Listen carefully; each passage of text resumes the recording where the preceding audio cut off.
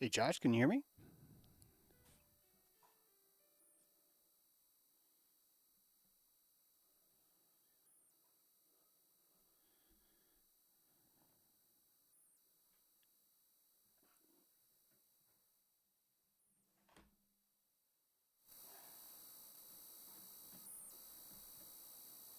What is that? That's that chirping they were talking about.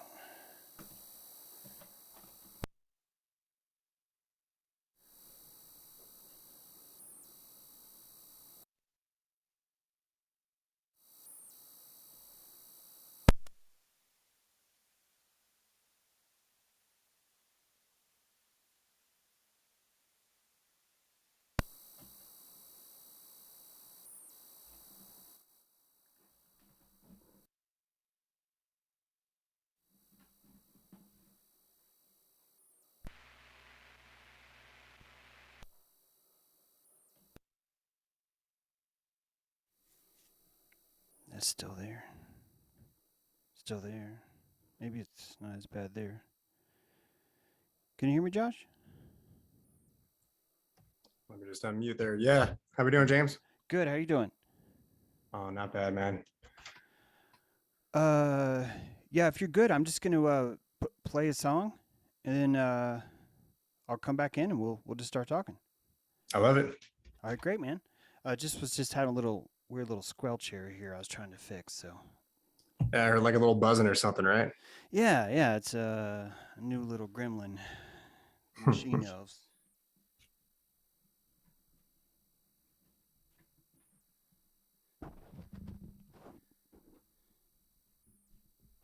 Yeah, I can still hear it.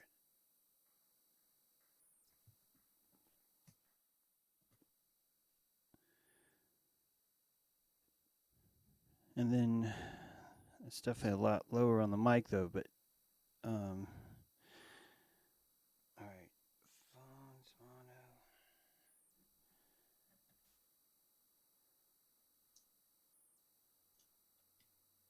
Man, it'd be great to be able to fix that. I'll just uh I'll just have to go really low, I think. Um Yeah, I don't hear that buzzing or whatnot anymore, but maybe that's because you turned the volume down a little bit. yeah. Yeah, it's just a lot lower is all.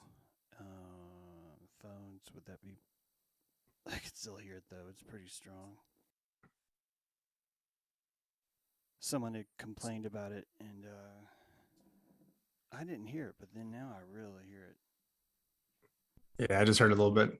It's like, "Nyang."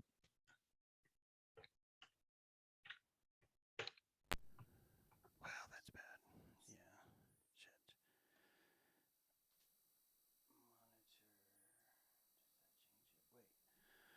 Monitor. What? I don't hear it now. Do you hear it? No. It's gone, right? No, whatever that was just came back in there. Oh, so I still have it? Okay. Yeah, I can hear it when you kick the volume up. It's like yeah, yeah, yeah, yeah. It's like humming in the background almost. Like a fluorescent light bulb just kind of Yeah, like yeah, buzzing. exactly. Exactly. That's exactly what it is, what it sounds like.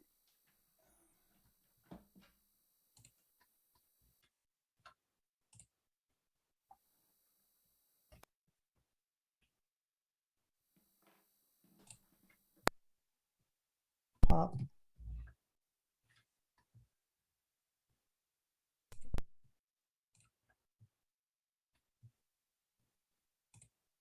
There's one. It's in there too.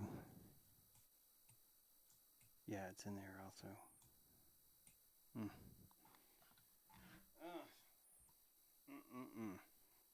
Let me see here.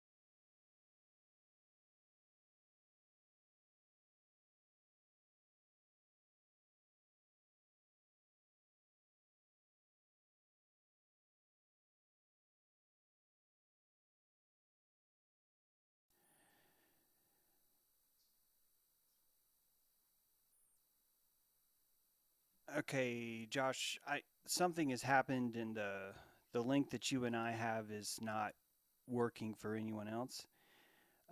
Also, with the audio issue, what I'm going to do here is it says start. So my cell phone doesn't even know this meeting is happening right now. But I posted that copy invitation. Basically, we're not online anymore, but I am recording this, and we could just Interesting. we could just make it like a regular dojo, or we could just postpone. Either one's fine with me, by the way. I'm just obviously running into a lot of weird Yeah. technical issues right now. Yeah. Let And me I did see that there was somebody else on the Discord who said they were going to jump in and join us too. So it would Yep, be good to have other people if they wanted to join. great. I'm just emailing this to myself because I'm going to jump in on the Mac now and send this invite to others and see if maybe it's valid. Maybe it's not valid for some reason, like the link just isn't working for them. Copy link, and now I can send this to Mr. York. He says he doesn't have a passcode. Ugh. Oy, oy, oy. And then Telegram. Oh, yeah. I guess the links are different. I didn't even notice that.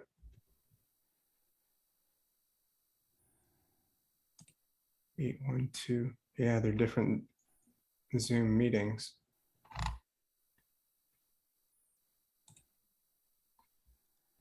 Okay, James York has joined, and there's I think Thomas. I got it. I think that Dojo. link worked. There we go. Great. Crypto Dojo. Okay. All right. Cool. Cool. Working Zoom link. I'm just pasting this in the Crypto Dojo group. All right. We are recording this meeting. It's just not being streamed live, is all. It's just sort of supposed to be a sort of like a test, sort of radio show kind of a thing, and it Yeah. it failed miserably. But that was my fault. And but this is why we're this is how you do it. This is how you launch another show. So yeah, good job. Right. This is the prep time. Yeah, good job, James. Way to really bring that thing right to the ground. So you're welcome. Let me see. The only other thing, I don't want to slow us down. I just there's just one more place I want to probably put this link, which is this Crypto Dojo discussion.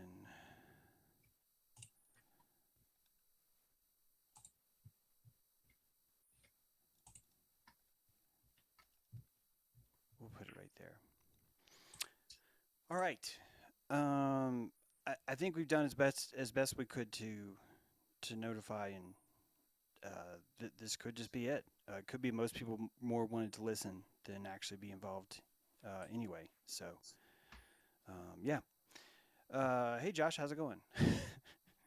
Yeah, man, I'm doing pretty good. I'm well trying to, like everyone else, kind of ride this wave of crypto down and up a little bit and trying to figure out where my best entry points might be. You know me, I kind of trade around these markets a little bit more than most people probably. So Yeah, Bitcoin is at 31,579, which is honestly better.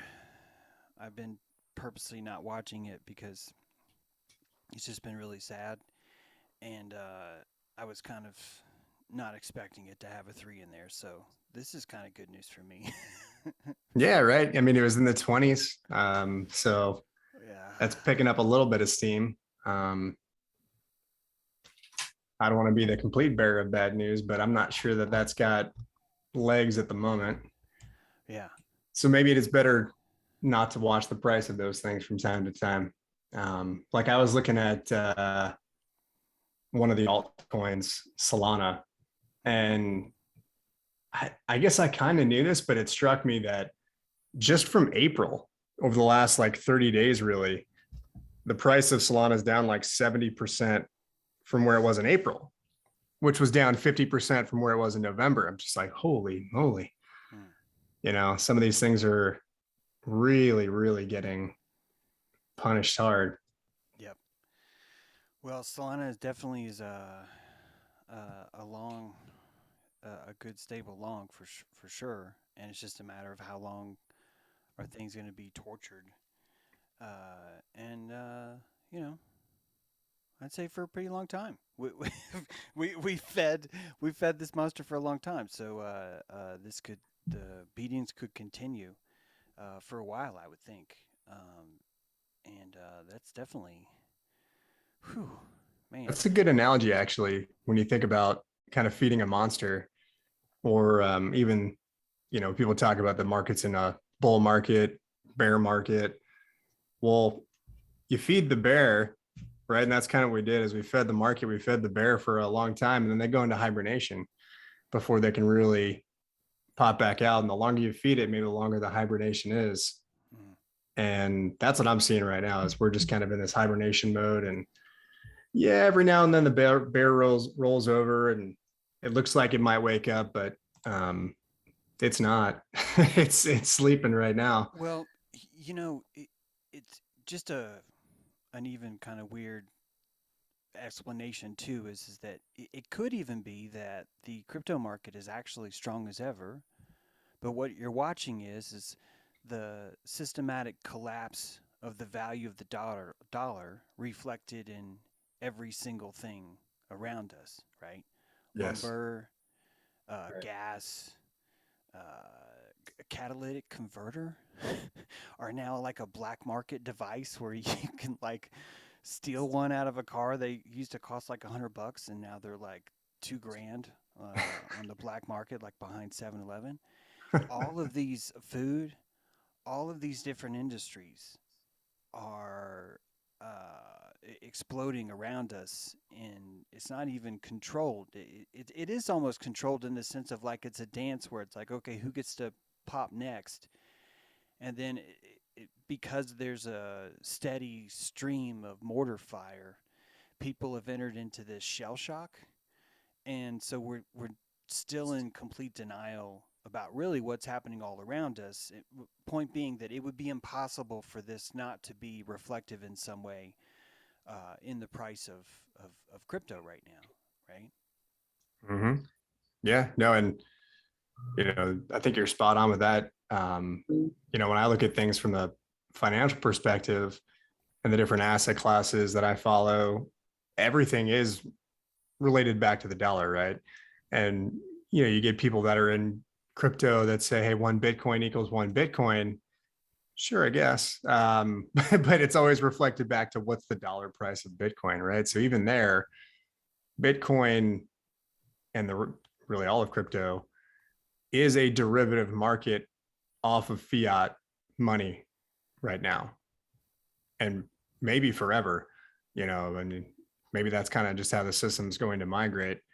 And so as you see that certain assets, hard assets, right, like you said, like catalytic converters, things you can touch and feel, or things you can use or consume, food, those assets gain value when the dollar goes down, right? When you've got the intangible things like money that become worth less, then the tangible things become worth more. And crypto is very much an intangible asset, right? You can't really touch it. It's, you could say it's kind of a form of money. So if it's tied to a declining asset, well, then sure, it's going to decline as well. And like you guys may have heard me talk about how the stock market itself is kind of morphing into crypto markets in general, where hedge fund traders, asset managers, they're starting to put more money into the crypto markets. And so, they're tied together intrinsically. Like, I don't want to get into too much financial jargon, but just one terminology that everyone has, I think, a decent sense for, which is correlations, right? Two things that tend to move together or move against each other. And when you look at how correlated these markets have become between the stock market and crypto markets, I mean, heavily correlated. Whereas in the past, before crypto was kind of quote unquote taken seriously, they moved very differently. And now, as you've got more of this traditional money that's moved into crypto markets, they're moving in lockstep, which makes, frankly, it easier for me to, to track things and figure out where things are going, because I just have to use some of my traditional skills that I've developed over the last couple of decades here to figure out, what the market's telling me, the traditional stock market, and then I kind of know what the crypto markets are going to do. Which is why even at the outset I had sort of somber news, like, I don't know if the bear's really going to be waking up right now.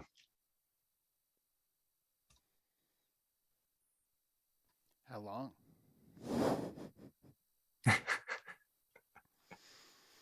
Like, how much of this do you think is tied into? Well, I'll just. It would make sense that in 2018 the World Economic Forum, they met and they said, in 5 years we gotta fix all this stuff. We gotta get population under control. We gotta establish a global treaty, global health treaty has to be installed. There has to be caps and regulations on our ability to burn energy, and so all of these things would have to be done in tandem. There's a great squeezing that would have to occur in tandem, and if the goal is 5 years, they met in 2018, so that's like a year and a half left, right? Mm-hmm. Where at that point there would be no more reason to squeeze the bellows. There would be sort of like prohibition. Like the moment that prohibition was lifted, everybody started drinking. Before, it wasn't that many people actually even had a relationship to alcohol. But after the constriction happened, it became something that everyone did because suddenly it was released, right? So the same kind of force, it seems inevitable that it would happen in this case. It's just a matter of when that time frame is and how much of this is even having an effect on things. I feel like it's a lot, but that's just my own radar, which is as blind as the next guy's, as much as it's perceptive too. So we're all in the same soup trying to look around. Yeah, 2023 is an interesting timeline too. When you talk about it from, the standpoint of maybe 5 years hence from the World Economic Forum, was that maybe Davos or whatnot when they got together in 2018? I think so. Because it does line up pretty well with just the way that the data is shaping up from the traditional markets too. Is the trending data looks like it's going to be pretty challenging here for at least the next 3 and more likely the next 6 months. So like I've seen some people on crypto Twitter talking about, there's going to be a rally in June. Well, I don't know, maybe one of these relief rallies that kind of gives up, but I'm seeing more so that, we could be muddling around here and just trying to find our footing for the next 6 months, quite frankly, within the crypto markets. And look at some of the things that have happened, recently with Terra, right? With the stable coin there, UST, that was a major blow to stability of stable coins and cryptocurrencies in general. Tell us what happened recently.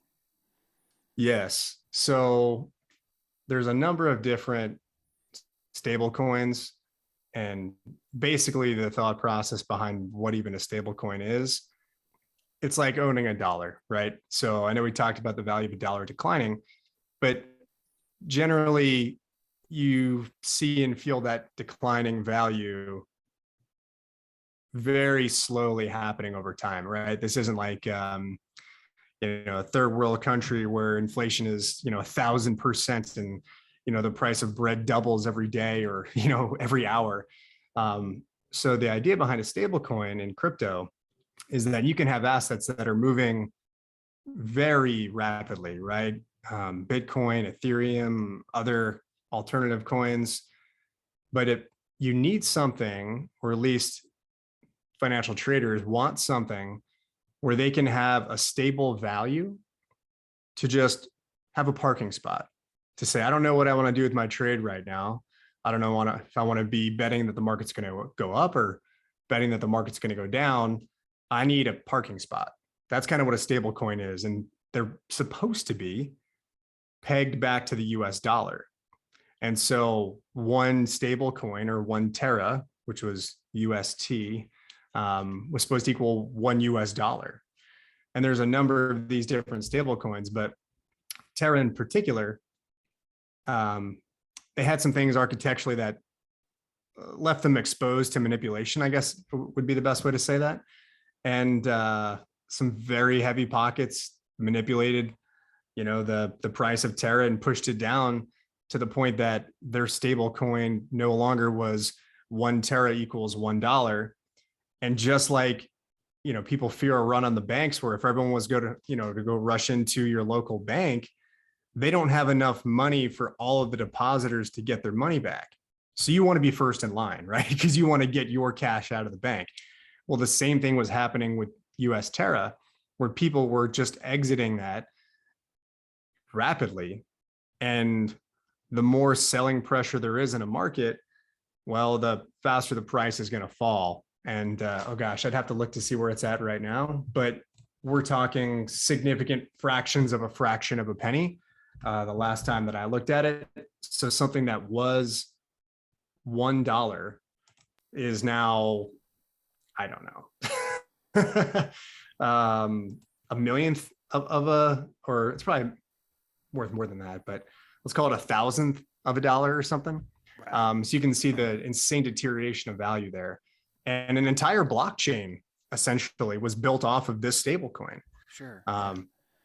So, think about what kind of damage and what kind of chaos and, a lot of money evaporation, right? I'm sure many, many people lost lots of money thinking that they had a safe parking spot, and then a chasm opened up and their car got swallowed up. Yeah. And well, is it correct to follow this analogy to say that nothing even nefarious happened, that you're literally just watching the liquidation of the illusion of what everyone thought the dollar was, transmuting into what it actually is right now? Would it look this way, or would it be the other way, that one tether wasn't a millionth of a dollar, but it was worth more like $1 million? Well, I think that's an interesting way to think about it, that we're just kind of witnessing the evaporation of the dollar. And, crypto markets are largely unregulated. So what you're seeing is more of like a true market. Now, there's manipulations in every market, sure, of course, right? But I think what you're seeing is more of a true market tied to what people think and feel, right? It's a little bit more tied to the natural beliefs of, the invisible hand of the market, I guess, versus fiat dollars, which are much more controlled and regulated. And there's only so many things you can do, and there's price breaks and whatever else. So yeah, I guess in a way, and this is an interesting way to look at it, is the evaporation of that stable coin in cryptocurrency.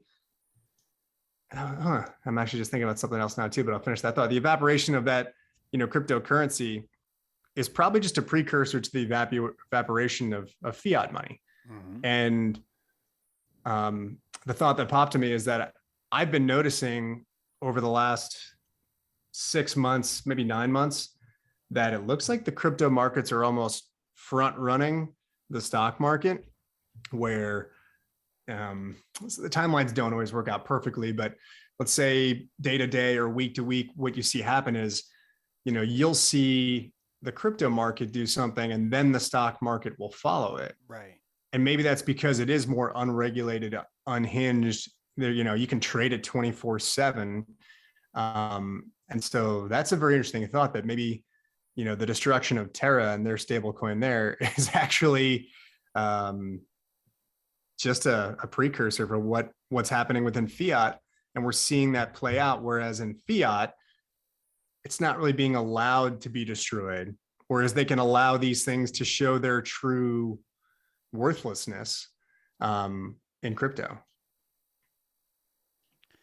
Well, let's keep in mind that the dollar's been propped up with international violence for a while. Like being tied to oil, right, was always the tactic to make the monopoly money look more real, right?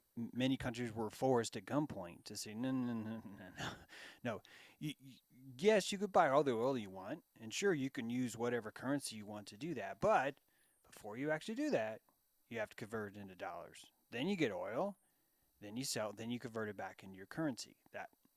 That was done like default. Like if you don't want us to mess with your country, you're going to have to trade this way. So the gloves are off, the makeup's off, right? There's no more lipstick for this pig. Not only is there no more lipstick for this pig, but man, we've been we've been on the anus side of this pig too the whole time. Like it's even worse than we've all thought. Mm-hmm. And having these things like stable coins, Josh, you gotta you gotta admit that it, even the concept is kind of like bogus. Like that there is a stable token that we could base off the dollar, because that the entire thing's been an illusion built on fallacy of violence anyway. But Yes. to be fair, I'm not trying to say that dollar bad. Other currencies very noble and congruent with morality. That has never ever been the case, right? Like finance has always been this way. It's Mm-hmm. never been an honest racket, wouldn't you say? Correct. Yes.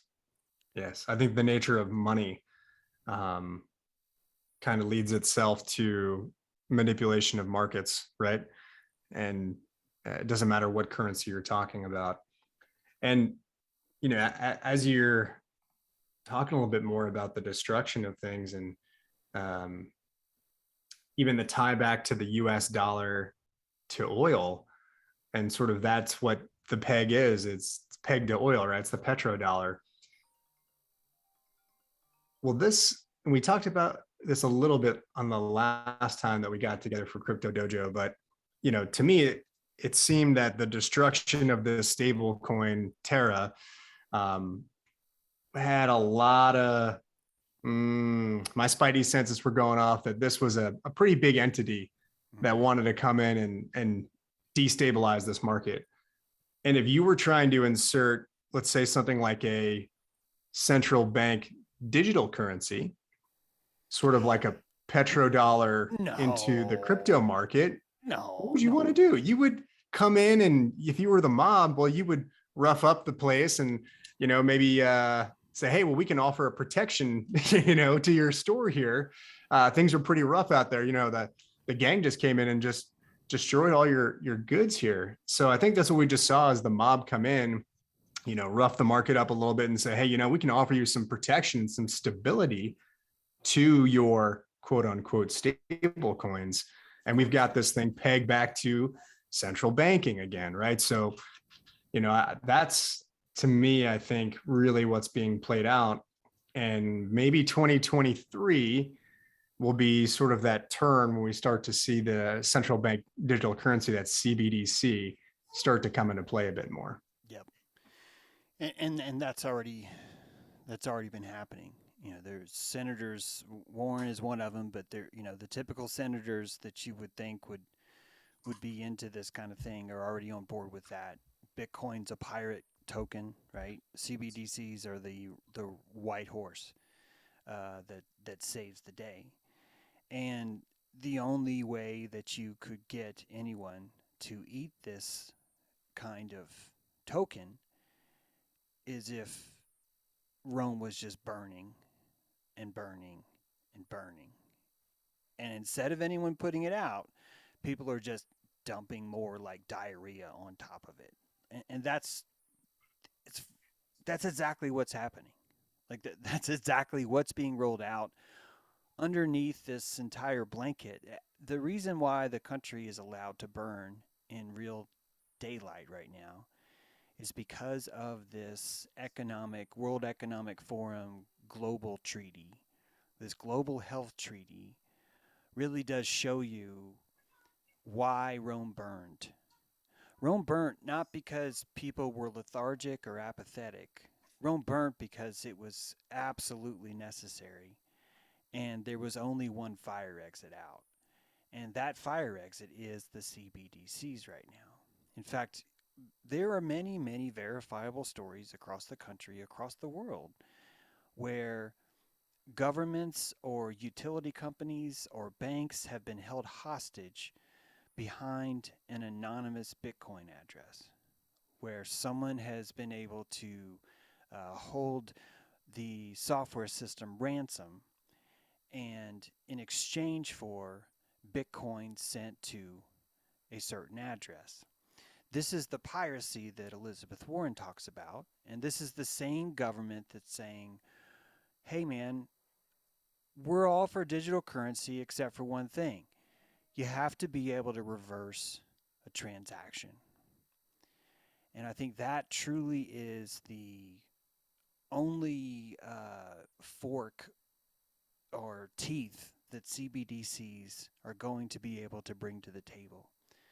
Is they're going to bring to the table the idea that, hey man, no one will lose your money. No one will ever commit fraud against you. You will always be protected inside this fort. And the only way to make that happen is you have to use these CBDCs. And so we want your retail shop to only accept CBDCs and find the crap out of anything else, any other kind of token that's tried to be used that tries to utilize this. That we need to run them through a terrorism sensor. I'm just making this up, but we would need to run this address through a terrorism sensor. We need to run this transaction through a nodes that have been. All the computers on the node have to make sure that everyone is friendly to gender pronouns, whatever it takes to simply call that CBDC the cleaning agent, the fact checker, the Snopes of money. That's truly, I think, what government is plotting, has been plotting, and is the entire reason why so many people will cling to this and say, yes, I will do that. You and I will still be able to use our private tokens, but every single transaction that we ever try to make will probably be automated through a CBDC, at least at one little point in the end. And that, I think, will be the control point that will allow the release to happen. I'm talking about the prohibition. When prohibition is released, you have the ATF, right? You have these beautiful new predator creatures that are now properties of the government, and they came directly because of this prohibition and then freeing of a certain type of energy. So this isn't even a new play that's unfolding. I know that's a mouthful, but there you go. Guys, there's a lot of people in the room. If anyone has anything to say on this, you're certainly welcome to jump into. Yeah, and if not, I mean, as you're starting to talk about how this might unfold in the future, and I definitely agree with a lot of your sentiment. You know, it reminds me of the privacy tokens, right? So the privacy coins, like, well, Pirate Chain is kind of the one that, you know, I latch onto most, but Monero is probably the most popular one. Mm-hmm. And this is where the constant struggle between sort of the law enforcement and then the smugglers or whatever kind of goes back and forth. And so their technology, or whatever I guess you want to call it, there is a way that they can kind of mask their transactions, right? Mask their trades. So what I'm thinking is it'll be actually easier to police things in the future. And this is also, and I know we've talked about this plenty of times in the past, but you know, why things like digital currencies, and I think also why so many people have a healthy skepticism of digital currency, because it's such a better control mechanism, so much better than cash. You know, cash is the best black market asset to have. It's highly untraceable. But when you talk about, you know, people stealing, you know, intellectual property, or shutting down a pipeline and asking for money back in Bitcoin, it's a false notion that it's an anonymous currency. It's very trackable and traceable, and it would be very easy if, you know, I was a central bank to decide, well, hey, anything that's been loosely associated with this one wallet, or money that's come to that wallet, or money that's been sent out of that wallet, let's just simply put them on the blacklist, and they're not going to be able to transact with any major retailer or whatever. And so it'd be so much easier to literally just blacklist somebody and excommunicate them from society when you've got things like a digital currency. Right. Now, my hope is, you know, we'll have some of these privacy coins that can find alternatives and ways around that. But I think there is a healthy skepticism to be had around cryptocurrencies in general. So just to, because we can't explain it, it is both true and not, and more accurate to say that the Bitcoin transaction itself has no identity attached to it. However, the wallet address is going to be seen every time it steps into the world to try and spend something or to try and get money from something. And that footsteps can be watched very easily and even stopped and blacklisted. And one of the ways that you would be able to stop and blacklist that is to have a bureaucratic ERC-esque type smart token that would constantly check that blacklist before anything else is converted into this CBDC and then finally issued to the gas station where you're going to buy your fuel, right? Or where you're going to buy your food. That would be the fork in the road, I guess, that would take over. So even the pirates battle isn't necessarily over because there's a lot of leverage markets that would also exist in a pirate-esque type world that could also leverage certain things inside of certain averages. The microloans is just one of many examples that I could think of that could somehow be manipulated in some way to where even though your money, you're like, I'm John McAfee, bitch. I've got like, 30 Bitcoin and I'm not allowed to spend it, but I have 30 Bitcoin. And that having that in and of itself inside a currency that's now finite instead of infinite would still present some sort of power or commodity, I guess you could say, collateral, I should say, that still opens up into other markets. So even the tracking is still going to be this interesting chase, I think, through the world, unless every single country in every single transaction gets on board and agrees that we have to run these through CBDCs. Once that hits, then yeah, it's game over. There's no such thing like being free. There's physically no way of doing anything that would work. You would be Pablo Escobar, right, with like $41 billion buried in suitcases, and no one's using those bills anymore. Be like completely pointless. So yeah, it's a big time happening right now. A lot is happening in these 5 years, and screwing down every single thumb screw in every single position in every single field, whether it be the medical industry, the military industry, the governmental industry, education, even what we see on TV. All of these things are pushing into that same channel. And you're looking at experts that have been doing this a while. This is not a new idea, is it? This is a lot of galleries have gone into this gauntlet, I should say. Yeah. Yeah, for sure. What I see though, especially from kind of the younger people in society, right? Because I spend a good amount of my free time on um, you know NFTs and other areas of crypto, and I'm running into a lot more young people, right? And I'm almost 40, so they're half my age. um, there's a lot more rejection of authority, rejection of corporatism, rejection of government, where people you know are these little pirates just kind of running around doing their thing. And to me, like that's the hope that I see in society, though, right? Where you know there's enough um, pushback where people are going to find ways to counteract with their own technology. Because you've got people in Yeah. government that yeah, there's some smart people there too, but they're 50, 60, 70 years old. They're relying on a lot of young people to figure out, even technologically, like the IRS, for example.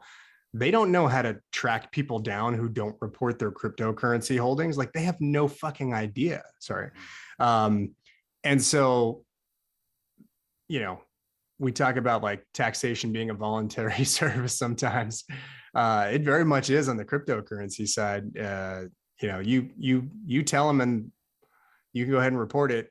If you don't, they have no clue how to track that type of stuff down.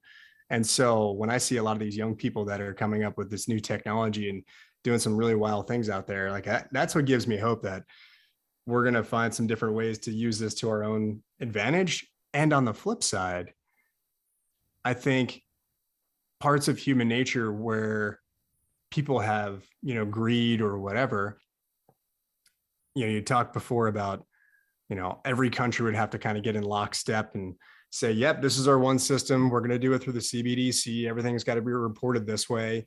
Well, there's financial incentive for other countries to go, no, we're going to create our own system and we're going to have our own kind of, not a black market, but just an alternative market where you can go and route through our nodes and our servers. And yeah, we're not going to report you back to the CBDC and you won't get blacklisted. So I think like the greed aspect of human nature, and you can look at it from more than just greed, but I think the greed alone will provide an avenue for people to have freedom in their transactions to some respect. Sure. I don't know, two thoughts there, but yeah. Well, I predict that it will look a lot like the domain DNS service works now on the internet. Without a one world government, a DNS service was formed, which created this consensus blacklisting service, which allowed people to type in the words google.com and it goes to 16.14.18.111 or whatever.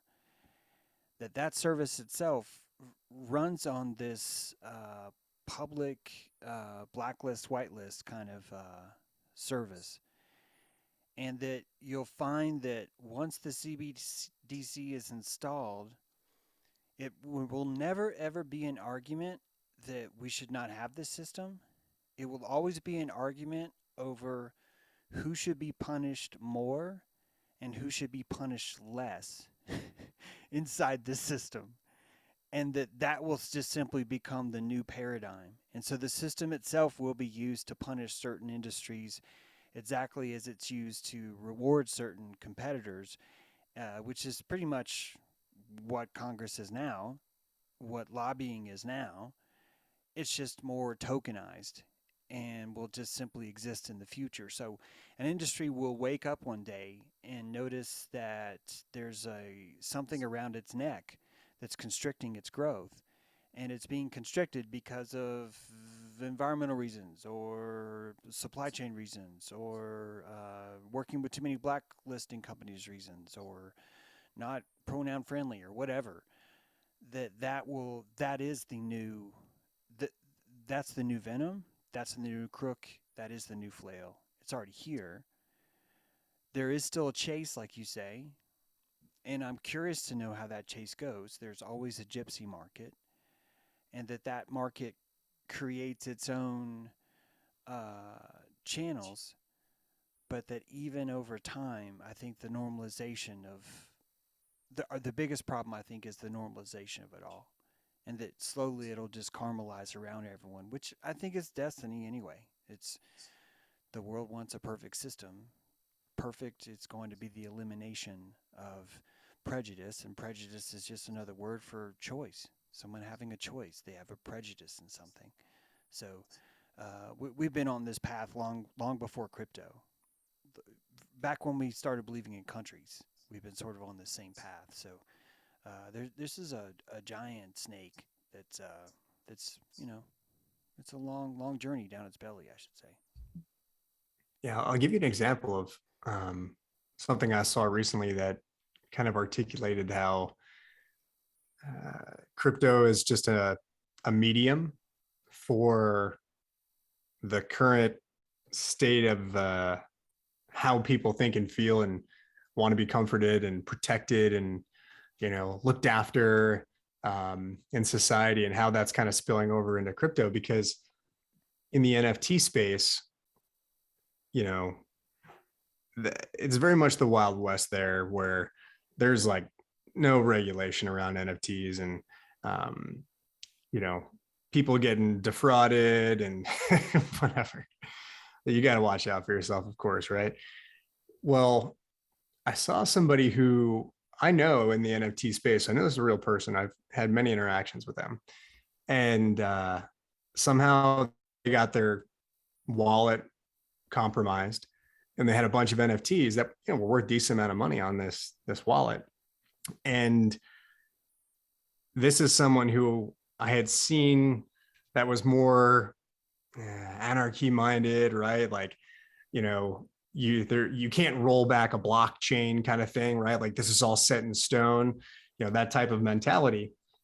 And then after they had their wallet compromised, they literally were going around to every single project where they had got these NFTs from, and they were begging and pleading with them to roll back their version of the blockchain, essentially, and like reverse these transactions and get them back their funds. So, it is funny to me in a way, and I'm, sorry for laughing at their misfortune, but how quickly people can turn from, oh no, I want sovereignty, and I want to have this trustless system of the blockchain where we don't need to worry about, is we're petitioning, Fred or whoever is our local politician here to say like, hey, do something for me, until all of a sudden your world gets turned up a little bit. And now you're knocking on Fred's door and you're saying, hey, do something, roll back the blockchain, right? Like, screw all that I was talking about yesterday. I want to get my money back. Yep, insurance, right? Yeah. The myth of insurance.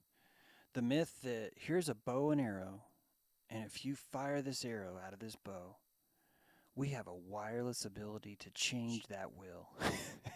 And we can take it back, we can erase time. And that really is the fear of prejudice, the fear of carving your name into the world, because you want to be able to erase the consequences. It's a very sexy luxury that we're competing for right now. And that luxury is actually how we obliterate who we are, because we are rippling our think about food. The most basic thing that we ever learned to do when we got here was to have to go on this non-insured journey of, I'm going to put this berry in my mouth, and it's either going to be really good or I'm in for like a world of hurt. I'm riding the berry train, aren't I? I have no idea what's going to happen with these berries. Here's a mushroom. I'm going to bring this home to my family. It's either going to feed us or it's not. It's going to be horrible. What choice do I have? We have to learn these things.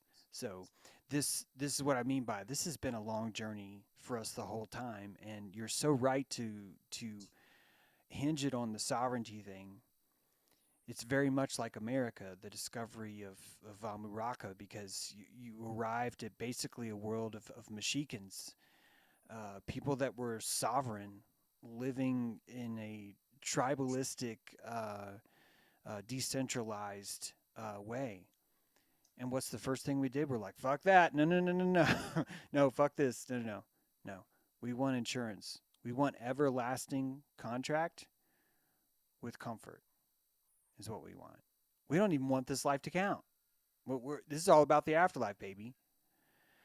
All those are showing you that kind of fear um, of our approach to it. And I know this is like kind of a big tangent, but Josh, I think you might appreciate this. Hopefully, others will too. If you look at the entire theory of the Eye of Ra with the melanin, the land of Kemet, the land of dark, those people had more melanin because those people are trying to insert amnesia into the world to allow us to reset and rebuild again. The old world, Atlantis, is actually Aztlan, which is Mexico, Aztlan, and that the entire pigment structure of people is actually based on people's aperture setting of the entire world. That we hide things from ourselves more because it gives us fidelity in this world. And that this white culture, what's called Wetiko, is truly just a simple side effect of our lack of melanin. Our lack of ability to turn down the world scares us and terrifies us so much that we develop witch pricking that's turned into jabs, which turn into a world public health treaty, which turns into forts where we have to cut our hair and no one can go talk to the feral humans that are outside. All of these things are related to the ability for us to accept our sovereign nature. And the CBDCs is going to show you that same Wetiko, just dressed up in a suit and tie. This fear of being responsible for our will once it's fired from the bow of who we are. It's a big thought, I know. Yeah, yeah. With that, we have 3 minutes. Josh has taken over as treasurer for our DAO, which I'm very grateful for. Do you want to say anything as that hat on while you have everyone's ear? Sure. Yeah. So quick update there. What I've done, as we kind of outlined a little bit last time, was to take a portion of the DAO treasury. The lion's share is still in Ethereum, for better or for worse, but the lion's share is in Ethereum, which at least has the benefit of being one of the two large cryptocurrencies that we can say with pretty decent certainty. Nothing is certain in this world, but pretty decent certainty that we'll wake up tomorrow and Bitcoin and Ethereum will still roughly be there. So that's where the bulk of the treasury is. What I've done with the rest of it, about 30%, and I think it worked out to 1.19 Ethereum, which I thought was interesting. Seriously. So about, I think it was 1.19 Ethereum that we took and paired that with Solana. And we talked a little bit about Solana at the beginning of the call, but we're getting some very healthy yield on that already. So it's been over 30% yield. And I think when we put it in, we had, I have to look at the exact numbers, but it was something around like 45 or 60. No, I think, yeah, 45 Solana. And basically when you pair these two assets, you've got half Ethereum and half Solana. And last I looked in that time frame, with just a couple of weeks, we're already up to 50 Solana and a little bit more Ethereum. So we're accruing some value there, which is good as we're waiting for the market to come back. So whatever it does in the next 3 to 6 months, that's fine. At least this way we're getting more of those coins. So the underlying coins. So when they do come back, if it doubles in value, we want to have more of those that are being doubled or whatever. So on. yeah, that's where it stands right now. Cool, man. That's great. Thank you. Hmm. And I have not done anything with Jewel at the moment. I'm casually watching and waiting, just because I continue to see the serious deterioration of value around the further you get away from Bitcoin and Ethereum. And Solana is kind of a cousin of Ethereum, right? It's related, it's close. When we get down to things like Jewel, yeah, that's a complete foreigner, right? We don't even speak the same language. So I'm being a little bit more cautious around what's going on there, just because it's been evaporating. So even a really healthy yield there is still not attractive to me at the moment. I think I want to see that level off a little bit more before I do anything there. So, as you can tell, I'm kind of using my discernment as to where we can maybe pick up some additional value in our treasury. Right on. Well, that's a great update, and I'm glad you're doing it. This is fantastic. Um, open mic. Anyone got anything they want to say before we close it down?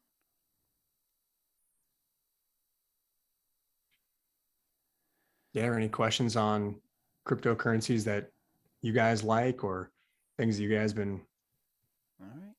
watching? Yeah, and you guys don't even have to feel like it's okay. I'm glad you're here. And this is like I said, this is kind of a launch to I think this would be an entertaining discussion that people would enjoy in DojoEarth Radio too. So Yeah. just glad you're here. In fact, Thomas, I would love for you to come back, because I would love to talk about PMA and DAO and what those things are. And but we've already got this is a great sandwich, I think, even the discussion we had now. So so it's all good for another time also. Sounds good. Yeah, I'd be happy to participate in that way. And yeah, today was great. Thanks, guys. All right, great. Sorry for the jumper cars on the Zoom link, but that's why we tried that out. Nate, thank you for salvaging the ones that you could. Also, really dig your icon. Like that. Didn't see you in the smoke there until now. Now that you're big. So, all right. Final words. Yeah, I was glad I was able to get the link and got it up to Denise. But Right on, guys. Happy new moon, and enjoy it. And we will right now be playing some closing music, but because I took this off the air, that'll happen next time. So yeah, but I'll be uploading this, and yeah, hope to see you guys. See you next time. Yeah. See you guys. Thanks, Yeah, guys. that's great.